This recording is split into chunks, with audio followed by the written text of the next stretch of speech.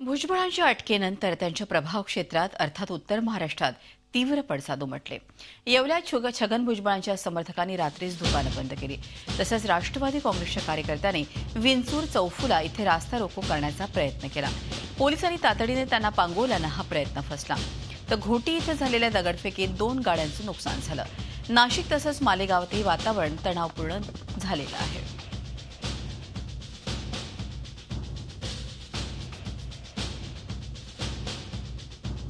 एकूणच या संदर्भात अधिक माहिती घेऊयात। आपले प्रतिनिधी चेतन कोळस आपल्याबरोबर आहे। चेतन, आपण बघतोय की छगन भुजबळांना अटक झाल्यानंतर एकूणच प्रभाव क्षेत्र जास्त येवल्यात आपण बघतोय तिथे मोठ्या प्रमाणात तीव्र पडसाद उमटलेले आहेत। काय आताची परिस्थिती आहे?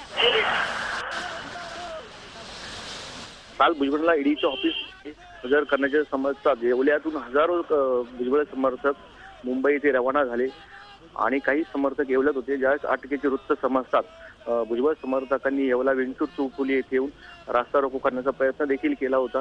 पोलिसांनी त्यांना पांगवले। आज येवला बंदची हाक बी देण्यात आलेली आहे। आज भुजबळांचा येवला लासलगाव मतदारसंघ हा पूर्ण बंद ठेवण्याची हाक बी देण्यात आलेली आहे। धन्यवाद चेतन, ही माहिती दिल्याबद्दल। चेतन कोळस आपले प्रतिनिधी आपल्या बरोबर होते। तर एकूणच आपण बघतोय ज्या तऱ्हेनं अटक छगन भुजबळांची काल रात्री झाली आणि तेव्हापासून जिथे जिथे भुजबळ समर्थक अशी जिल्हे आहेत तिथे मोठ्या प्रमाणात अशा प्रकारे दगडफेक आणि रास्ता रोको करण्यात आला। झी 24 तास रहा एक पाऊल पुढे।